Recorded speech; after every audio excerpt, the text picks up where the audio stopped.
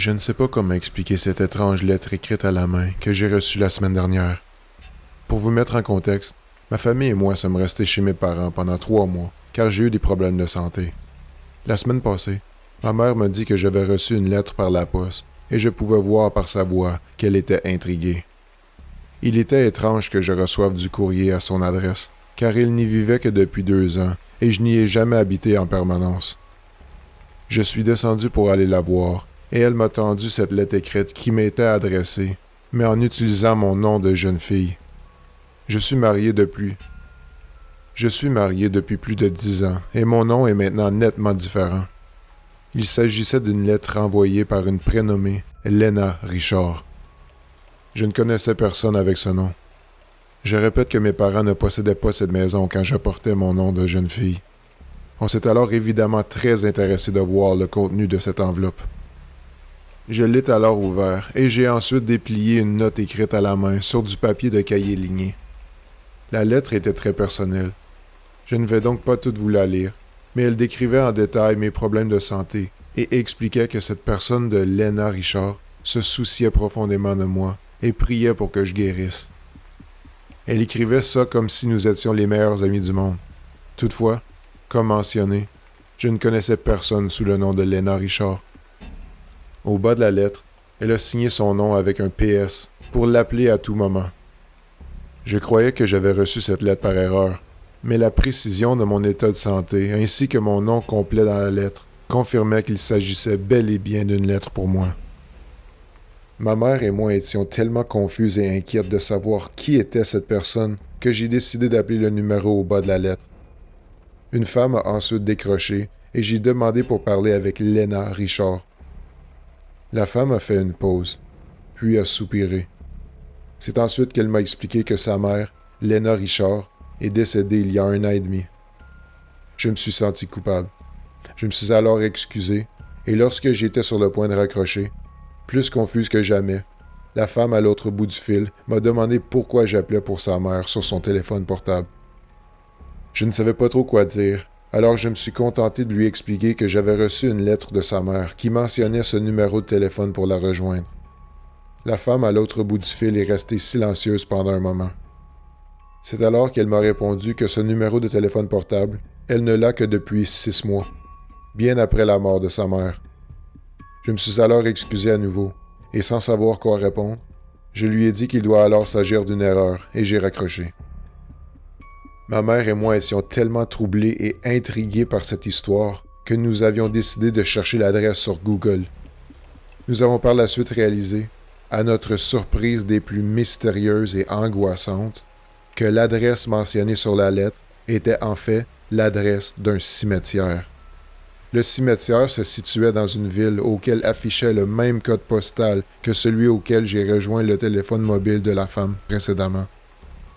J'imagine alors que cette Lena Richard est vraisemblablement enterrée dans ce cimetière.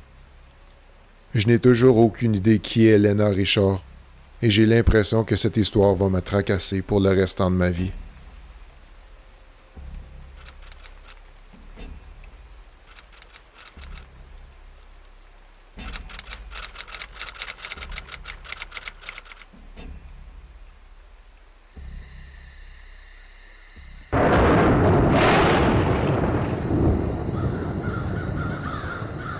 Mon grand-père est décédé en 1995, suite à un emphysème ainsi que d'autres problèmes de santé.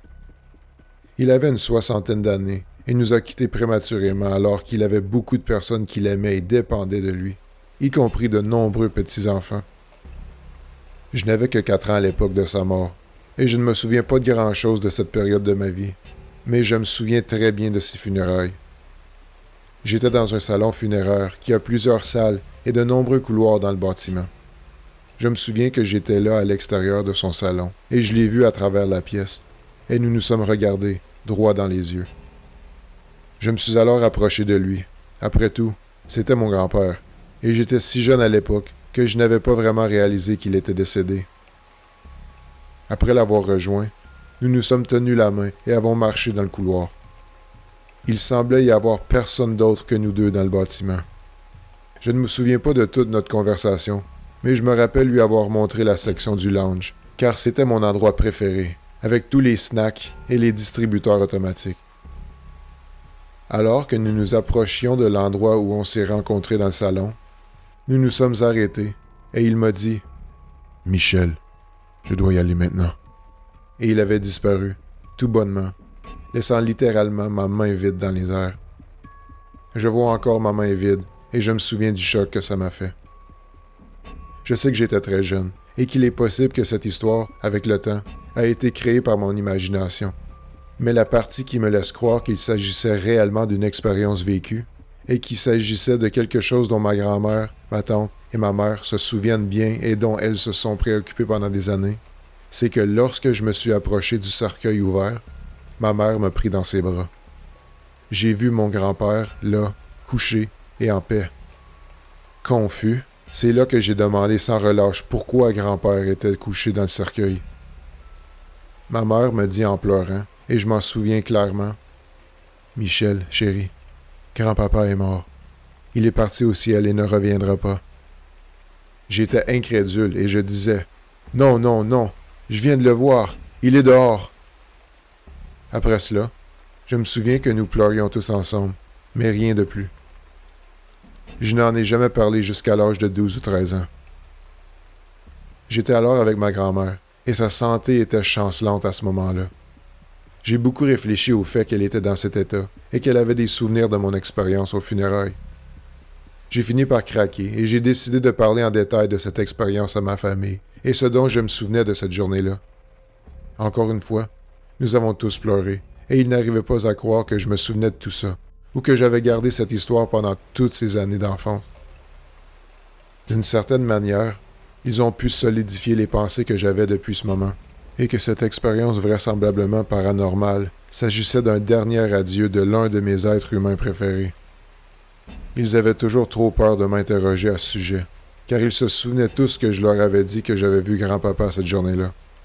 Peut-être pour me protéger d'une angoisse émotionnelle. Ma grand-mère, pendant l'année qui lui restait à vivre, me demandait de lui raconter l'histoire chaque fois que je lui rendais visite. Elle prétendait aussi s'être réveillée un jour en sentant mon grand-père allongé à côté d'elle. Elle m'a dit qu'elle pouvait sentir que c'était lui, comme si elle s'était couchée à côté de lui et qu'ils s'étaient réveillés ensemble.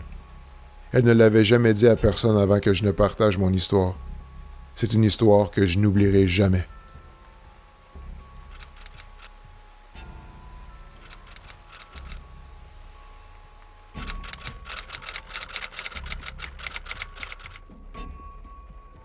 Moi et quelques potes, on allait dans cet endroit appelé Profile Rock, situé dans la forêt d'une petite ville dans le Massachusetts, aux États-Unis. Nous y allions souvent tard la nuit, parfois jusqu'à 2 ou 3 heures du matin. Une nuit pendant l'été, je suis allé à Profile Rock avec 3 de mes amis, juste pour déconner et explorer. Je ne le savais pas à l'époque, mais Profile Rock ainsi que la région où nous nous trouvions font partie d'une zone appelée le Triangle de Bridgewater, qui est un site d'activité paranormale présumé et l'une des régions les plus hantées de l'État où je vis. En continuant, nous avons escaladé le rocher et sommes restés au sommet pendant quelques heures, avant de finalement décider de partir. Lorsque vous quittez le rocher, vous devez emprunter un long chemin d'environ 3 km pour revenir à l'endroit où nous avions garé la voiture. Sur le chemin du retour, 2 de mes amis marchaient à environ 10 mètres devant moi et mon autre ami. Maintenant, la route que nous prenions était assez granuleuse, et c'est environ à mi-chemin que j'ai commencé à entendre des bruits derrière, comme des roches qui se frottent, ou plutôt des pas qui marchaient sur la piste. Mais il faisait tellement noir, et même avec la lampe de poche de mon téléphone portable, il m'était impossible de voir plus de 10 mètres devant moi. Par contre, un peu plus loin, nous avions atteint une partie un peu plus dégagée d'arbustes. Et c'est en me retournant à ce moment-là que j'ai vu quelqu'un ou quelque chose courir directement vers nous à toute vitesse, à environ 50 mètres de distance. Ce qui m'a secoué le plus n'était pas que cette chose courait vers nous, mais plutôt comment il courait. Vous savez comment un zombie marche dans un film d'horreur en traînant une de ses jambes, presque en boitant? Voilà comment ce quelqu'un nous suivait, mais 5 fois plus rapide. Il était très tard, Je me suis frotté les yeux pour m'assurer que mon cerveau ne me faisait pas d'illusions et que je voyais réellement ce que je voyais. Je me suis ensuite arrêté et j'ai regardé pendant un bref instant, et il s'agissait très bien d'une sorte de créature fictive qu'on voit dans les films. Je ne voyais aucun trait de visage distinctif, pas d'yeux, pas de bouche et pas d'oreilles. Ses bras et ses jambes ressemblaient à ceux d'une personne extrêmement mal nourrie, et ça ne ressemblait pas à de la peau ou à un quelconque vêtement. D'après ce que j'ai pu voir, c'est très difficile à décrire. Nous n'étions pas au mois d'octobre, alors aucune chance que ce soit quelqu'un de costumé pour l'Halloween. Je me souviens d'avoir appelé mon ami d'une voix paniquée, qui marchait avec moi, et qui se trouvait maintenant à une dizaine de mètres devant moi. Je l'ai éclairé avec la lumière de mon téléphone portable alors qu'il regardait là où je regardais, et j'ai tout de suite compris à l'expression de son visage que je n'imaginais rien. Cette créature n'était maintenant qu'à une dizaine de mètres de moi, presque la même distance que j'avais de mon ami le plus proche. D'un instinct de survie, nous avons commencé à fuir. Nous avons rattrapé nos 2 autres amis, et nous n'avions pas besoin de dire grand-chose pour leur faire comprendre que nous devions foutre le camp au plus vite. Notre expression faciale en avait probablement assez dit. Je me souviens d'avoir jeté un coup d'œil en arrière pendant que nous courions, et nous avions l'air d'avoir semé la chose. Nous sommes finalement arrivés à notre voiture et sommes partis en moins de 2. « Mec, t'as vu la même chose que moi? » ai-je dit à mon ami.